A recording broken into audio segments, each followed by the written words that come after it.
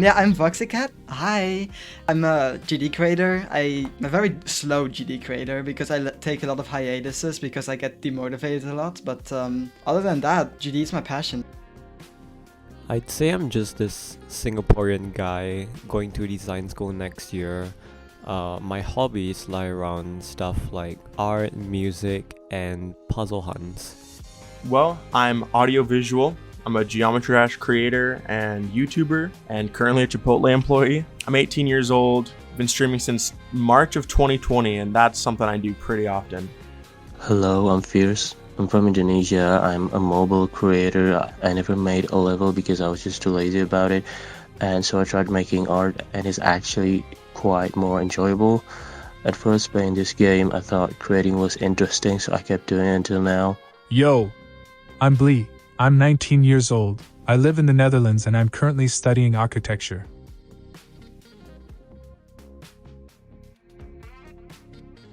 I started like 9 years ago or something. There's something around there. Like I started in 1.9, pretty sure. Maybe even a little earlier. I got the game to make levels, and I've been making levels before like uploading my first level, so I'm not entirely sure when I started playing, you know. Like a friend of mine was just like playing GD, and I just didn't think too much about it because I thought it was just like kind of a more polished version of the Impossible game. It really like caught my attention when he like started. He was just like building a level, and I asked him like, wait, are you like making a level? And he was like, yeah. And I was like, oh shit, that's so cool.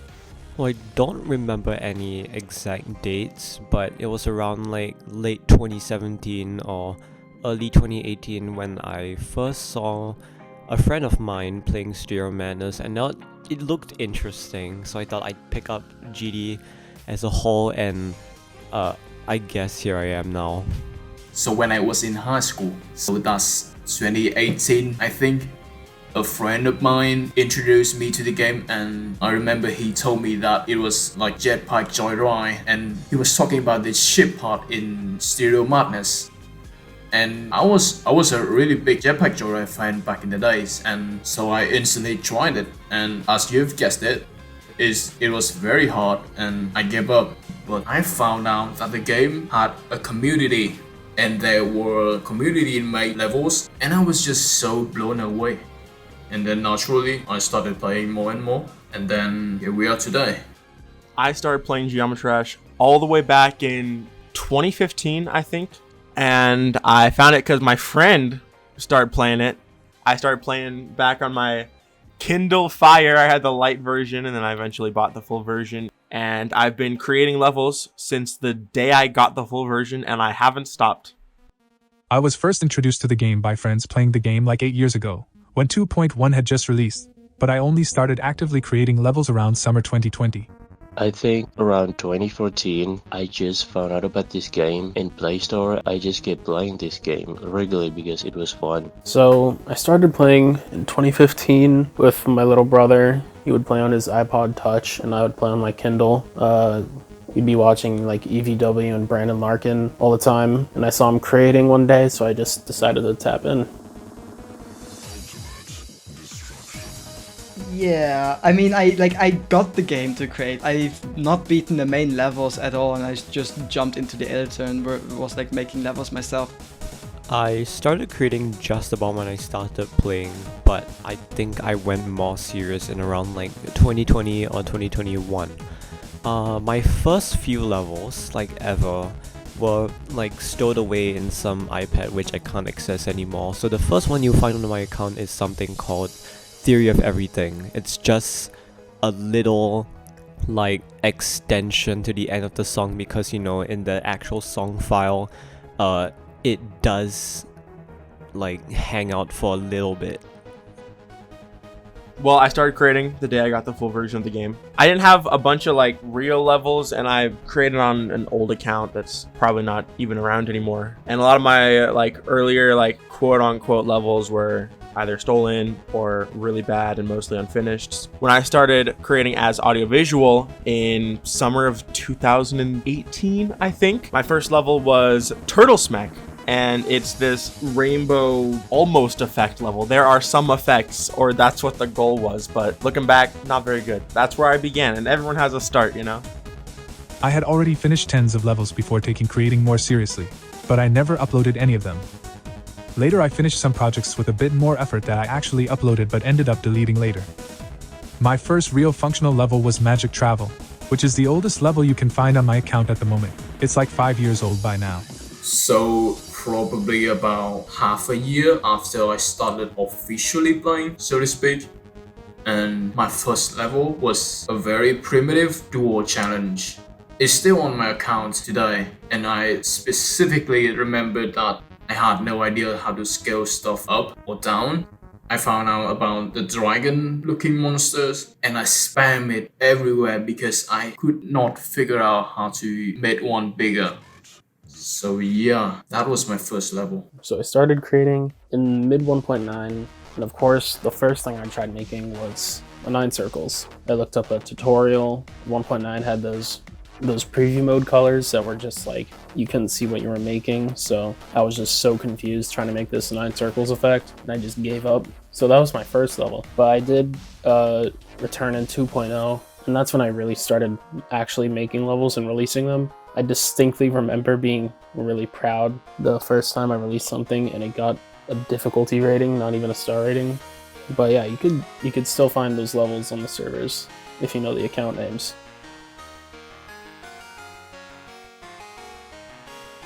Well, inspiration usually comes from listening to the music. I listen to a song and I already in my head imagine a certain theme or like certain flow of like how the decoration will be. I have like so many songs I do this to. Like I love listening to songs and just like imagining GD levels in my head. For me, like getting ideas and having an idea for a level from listening to the music is like not the hard part at all.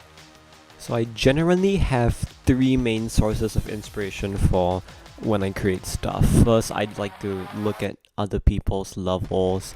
Other than that, I Google images, and if that doesn't work, I just ask ChatGPT. Probably I'm just gonna open Pinterest or YouTube and search what I need to look for. Something like cinematic space scene or something like that. But mostly Pinterest app, just looking at any videos or images that I think it'll fits. Yeah. This is an interesting question because my answer to this question has changed a lot over the last couple of years. When I first started, honestly, I couldn't tell you where I got my inspiration from. I mean, to an extent, with Geometry Dash, it's always been just creators I like at the time. So when I first started, if we're talking when I first started, my inspirations were like Serpunge, Triaxis, Funny Game, Nazgub, probably, creators like that, Adiel even. And then in 2018, probably the same thing. And then when I first got creator points, my biggest inspirations at the time were Woolsey, Friendless. I'd go as far to say Seru, as in Seru Fifi. And then as my tastes evolved, so did my inspirations. So after that, I was more inspired by JF and like Comet Face and that kind of art design kind of aesthetic for levels. But past that, as of the last year, I couldn't tell you what my inspirations are. I think I've developed enough as a creator that I kind of just do my own thing now. I mean, I definitely have inspirations. For example, I made a level named Razorblade, which was very clearly inspired by not a Geometry Dash creator, but actually an album, Cross by Justice, a fantastic album with super unique sound, and the aesthetics of that album inspired me to make that level. Beyond that, though, my inspirations have kind of become more few and far between. I find myself becoming inspired less and less by like Geometry Dash creators and more just by like things around me, which sounds weird, but I guess as I've matured as a creator, I've broadened my spectrum of inspirations to music and art and nature and landscape and all these things that inspire me in different ways. And I think that's awesome because it means my levels are more flavorful and less derivative. And not that there's anything wrong with a level being derivative, especially when it's inspiration from creators you love. That's how you learn and grow and improve and take the legacy of creators you love and continue it in a positive way, is by taking inspiration. But I personally am really enjoying the way I take inspiration now, I suppose. When I first started creating, I mainly took inspiration from other creators. Knots and Zender Game were definitely my favorites. Later, I also got inspired by games, like Rayman Legends, Hollow Knight, and by movies. My main go-to place for inspiration is Pinterest because of their amazing algorithm. You can have one picture that you find really cool and then they're just gonna recommend 20 more of the same quality. But of course, you can just use Google Images or music videos if the music you're making your level to happen to have one. Okay, so the main thing I look at is probably the update that I really started getting into the game, which was 2.0. I base a lot of my deco and the colors, especially the saturation of everything I make, is very 2.0-ish. I mean, that's kind of the reason the level Scream Machine exists. We were trying to pay homage to 2.0 as a whole. Another thing I look towards when I'm building is a creator by the name of Antares, who, I mean, in 2.0 I created for sure, but in 2.1, when I saw Antares creating, he was the one who really got me trying to improve, trying to get a rated level, trying to understand what I was doing. So yeah, it's all thanks to really Antares.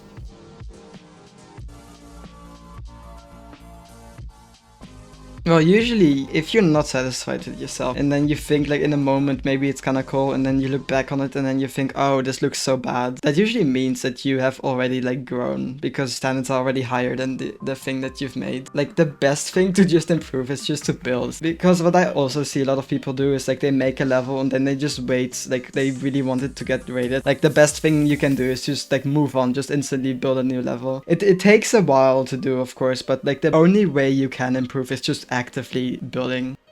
For any aspiring creators watching, what do you recommend is the key to making something you're happy with or being successful? Okay, so off the gate, right out of the gate, being successful and making something you're happy with are unfortunately most of the time two very different things. I'll tell my answer with a story. About March of 2023, I was very set into this style I had, right? Like, I knew everything about it. I had built several levels in it at this point, and I was getting very comfortable with the stylistic choices and colors I was using, and I was getting a lot of success from it. I was getting epic on levels that definitely didn't deserve it, and I was getting all the success for basically trying the same amount as I was the entire time before. But then I kind of fell into my own style, I guess, and I felt restricted and like, man, I feel like I've done this 100 times. Why am I still creating if it's just gonna look the same, right? So I ended up having a bit of an existential crisis that year, and my levels got really weird, but I tried making a new level, and it was in a completely different style. It had a crazy theme. I was trying like art and stuff I'd never tried before, and it was my least successful level, and it was the most fun I've ever had creating. So you can't expect both all the time, but to an extent, if you try to make sure you're having as much fun as possible, you're gonna find success in that in your own ways. Maybe not the most success you ever could, but depending on how much that means to you, having fun with creating could be worth more to you. If you're kind of new to creating, I'd say don't make the creator points your benchmark. Creating should really be a process that you do like for the fun of it. It should allow you to express yourself, be creative, and just not grind for the points. Unless that's what you want, then okay.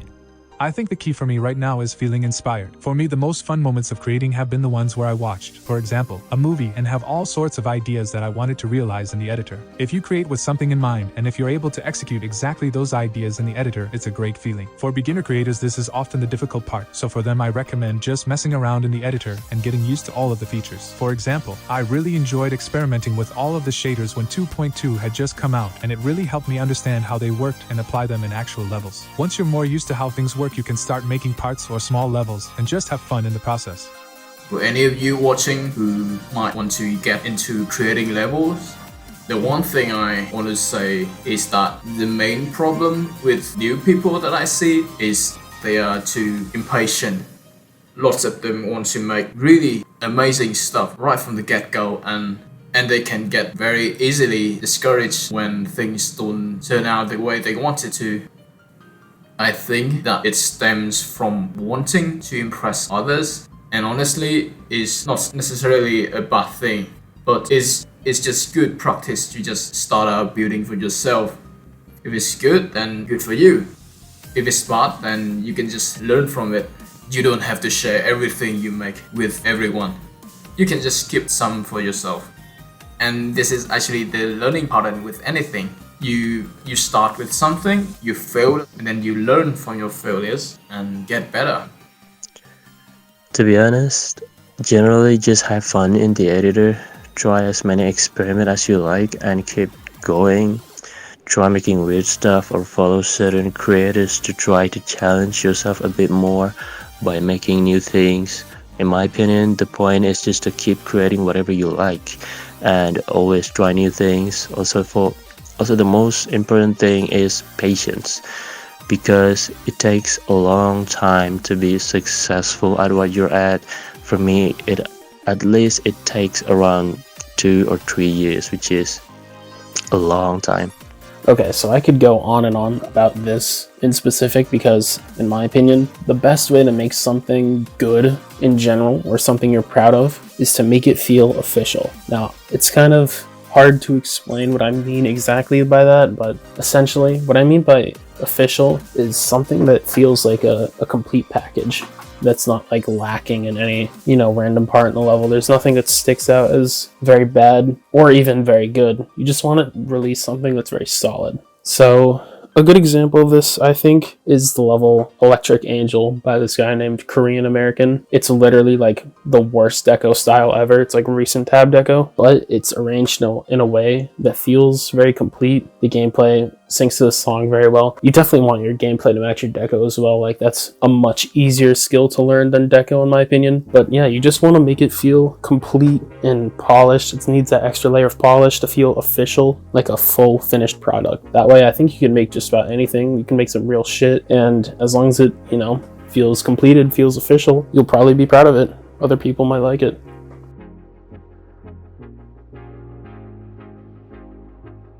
Yeah, that's like I Spy, obviously. The building process of it was just like the most fun I've ever had building for some reason, because I kind of like tackled it as a low effort project. I built the level in 1 month. I got demotivated from building for the same contest as Change of Scene was for, and that level just burnt me out so much. Then I got really demotivated, took a hiatus, then I got back to GD, and then I was like, okay, I wanna make something like low effort, and then I made I Spy.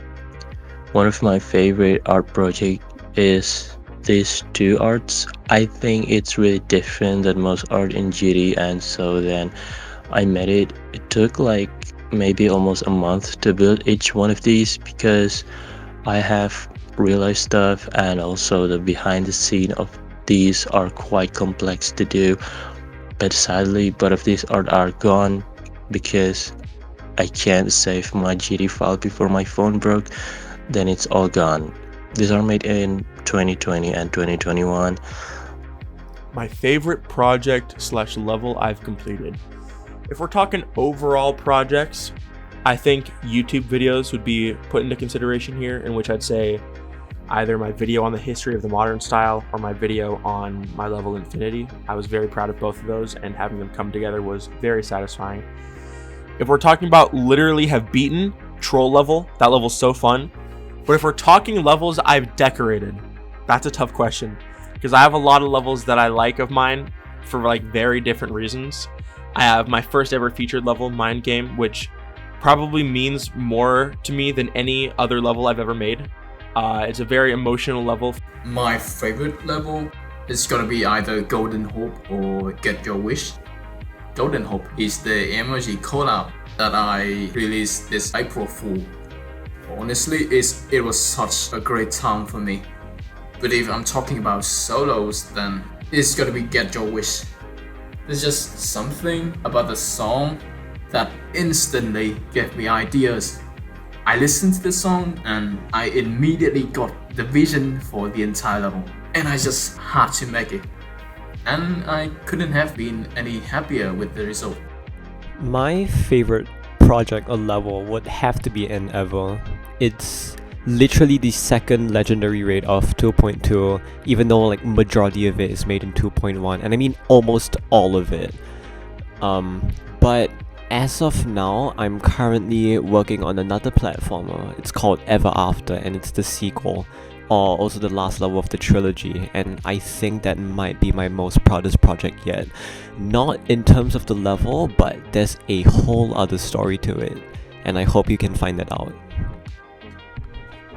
Nyx is probably the level I was most happy with when releasing it.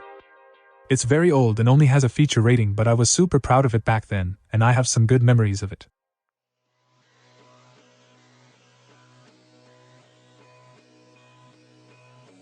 Being satisfied with my own creations, right? I've always been satisfied with my own creations. I always just like moved on and got new stuff, because my oldest level on my account is like zombie, right? But that's not truly the oldest level. I had levels before that, and I deleted them because I only wanted rated levels on my account. I feel like the road that I've had to becoming the person who I am now is like, it's not really a conflict I had in mind. Oh shoot.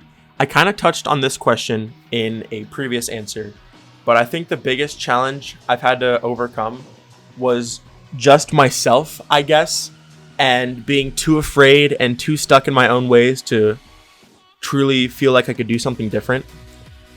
But I'd also like to say there is another issue that I see a lot of creators struggle with, and I struggled with for a long time before I realized what I was doing and I had to break out of it.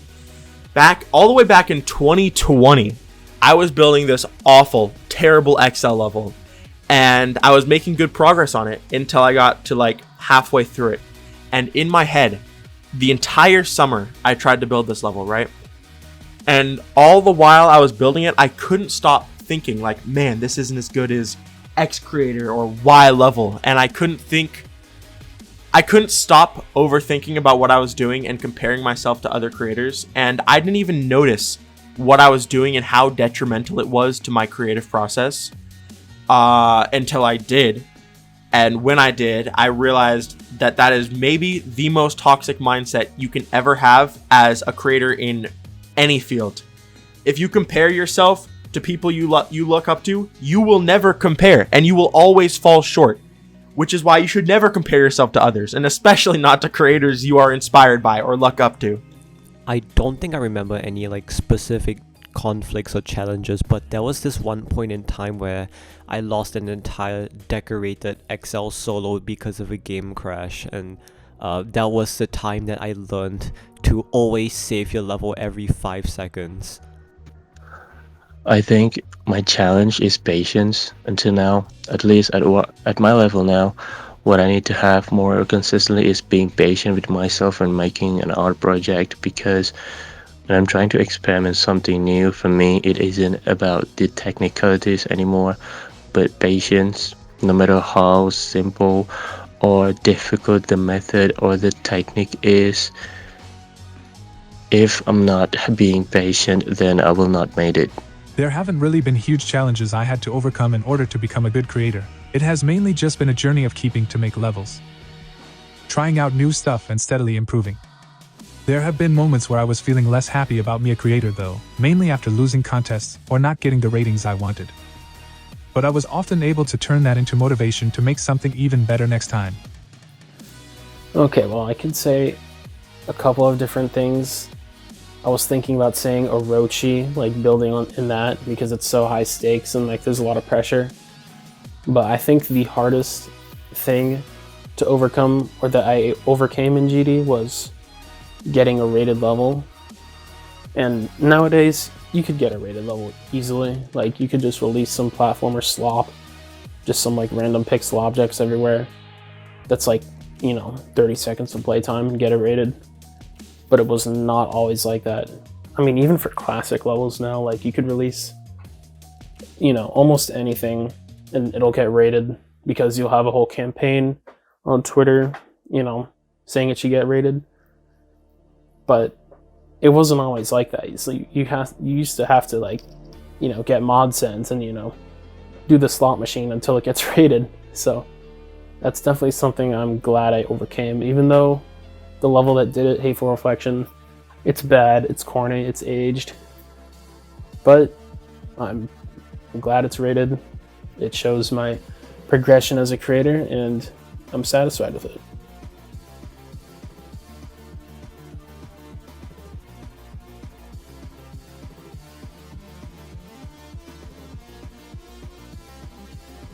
Okay, this one's a little tough. I'd say the GD community is both screwed and striving at the same time. It's kind of like different aspects on its own. Maybe the game itself, yeah, the raid system is still horrendous, but I think everything else is being put into place very well thanks to RobTop and all the mods that he's working with. I'd say this game is kind of skyrocketing now because of 2.2, but at the same time also kind of making a downfall because some people just don't feel like doing anything. About the game itself, I honestly think it's good for life. There's actually no need for new updates anymore, other than bug fixes. But honestly, with the new content and with how creative this community can get, the game can just be self-sustainable. About the community, well, I haven't been very up to date with it. It seems to have been growing non-stop, and that's actually really cool.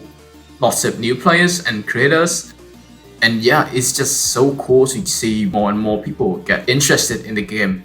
When it comes to the actual community, it's tough to find the words because a lot of it is really good. If you focus on the smaller communities and like individual places where it's like, you know, if you're looking at GDS, the server is a chaotic, immature mess. But if you go to like more chill spots and find smaller niches in the community, it's a really nice place mostly, right? As for the community as a whole, I think generally it kind of sucks that like negativity towards creators is at an all-time high.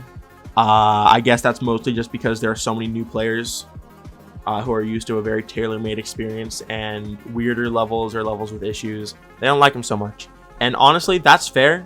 These players can hold their opinion, but I do hope eventually we see a shift towards positivity to all creators. You don't have to be famous to have people be positive about your works. Everyone, if you create anything in this game, you know, that's amazing. That's honestly amazing. The fact that anyone creates anything in this game is so awesome, and the fact that we don't show more just general support for creators, even if, you know, you can give constructive criticism while still being supportive. It's kind of crazy to me how negative and critical a lot of the community is towards its creators. So, starting with the game state, I think it's in a really good state. I mean, it has random bugs everywhere, just like 2.1 did. But, you know, the community finds workarounds for all the bugs usually. And this time around, they don't seem too bad. The main thing I wish would change is that I personally think that Rob needs to go all in on the game, just basically becoming a game engine instead of a level editor. Just like, he's so close to it already, he may as well just add more options. I feel like he's scared of adding some things, but he needs to go all in. I think both the game and community are doing great. 2.2 is truly amazing in my opinion and has really had great impact on what's possible. There's just so much more to do now that I'm sure that we can easily go 5 to 10 years without new updates. I personally really like the new features and platformer mode especially.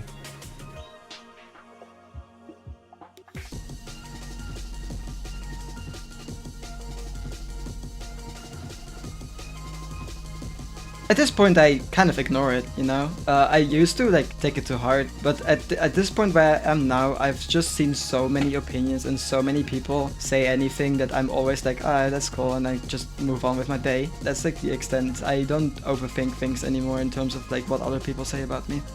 I kind of have this thing on my own where when someone's giving feedback on a work, I always have that work open at the same time so I can like write notes and make changes on the spot.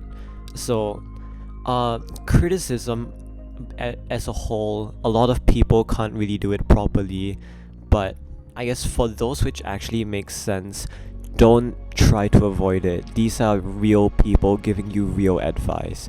and half the time they actually know what they're saying, so you have to trust them. Kind of leading off of my last question, learning to take criticism and feedback on your work is an incredibly understatedly important thing for any creator to learn in order to improve. And when I say in order to improve, that doesn't mean listening to every single criticism and taking it as gospel and just listening to what everyone else thinks, like, exclusively. I mean, you will always get feedback on your works unless you don't upload them and don't show anyone them, right? Like, people are always going to have opinions on your works, and there are ways to take those opinions and use them and think about them and understand why these people think what they do about your level, and use it as outer analysis for your work.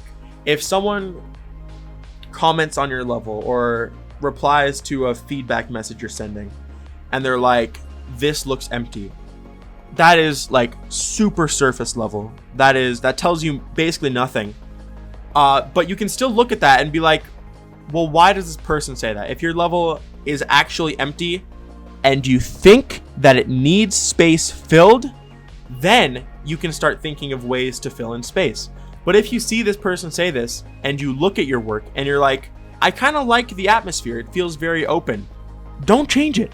People's opinions should not perfectly dictate what your creative vision is. And I think a lot of people understate how necessary it is for creators to keep their creative vision alive while still understanding the points of criticism or feedback from people. Now, it's very obvious that I greatly appreciate the positive feedback, but for the negative one, whether constructive or not, it's just a little harder to handle personally.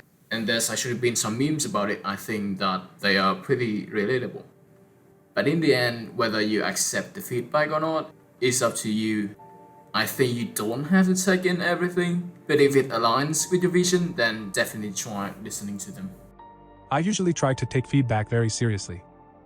I really don't mind criticism, as long as it's constructive, since it helps me find weak points in my levels so that I can improve them. There's also a lot of people just saying what they don't like or straight up hating for no reason, but I always try to ignore those. For me, it's been a bit of a case of finding the right persons to ask feedback from and listening to them mostly. There's also tons of people on YouTube or in the GD comments who are really positive and supportive, which has always been extremely motivating for me. I always try to make as much people as possible happy with what I make, so it's really rewarding. Handling critics and feedbacks for me is just take it objectively as possible, because it can be very helpful, but if maybe the person has a weird attitude, then that's questionable, because sometimes their response can be very negative, but sometimes they also bring up a really good point about things. So just be objective as possible and ignore all of those negative messages so you can make more progress more consistently.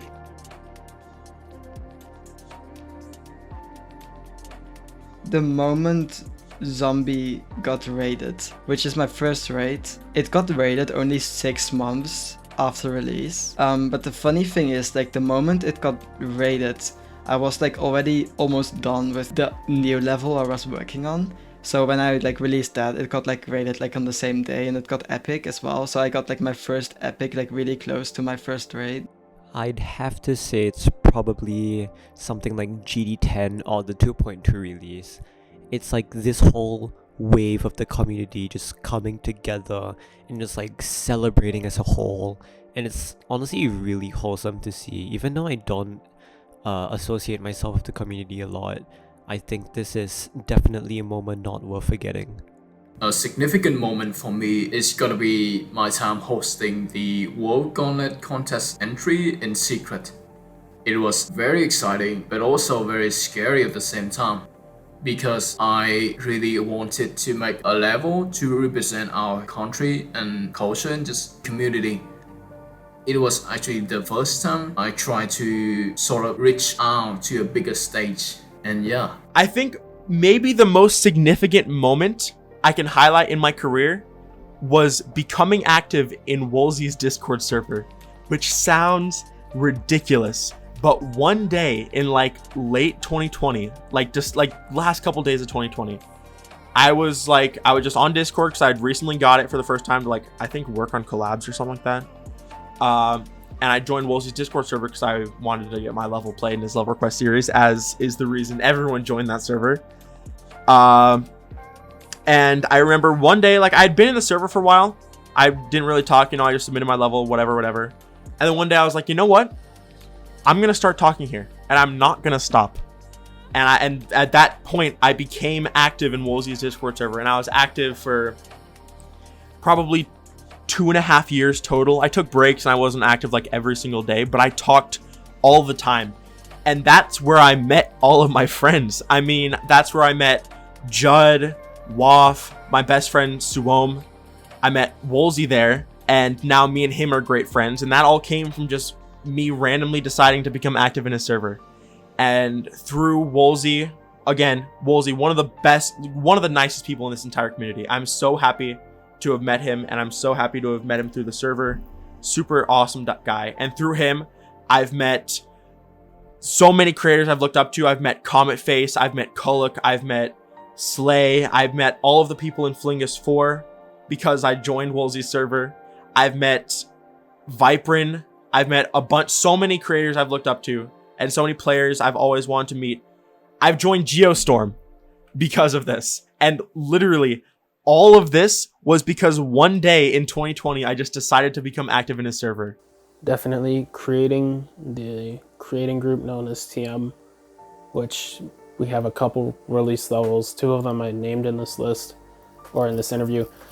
When I made this group like 5 or 6 years ago, I didn't expect it to be anything more than a collab server for Titano Machina, but now it's like a mini community, and I've gotten the privilege to know a lot of people all across the community and be chill with 90% of them. So it's been really fun. I'm really happy I did that because now I'm way more into this game and I have a lot more friends in this game. So yeah.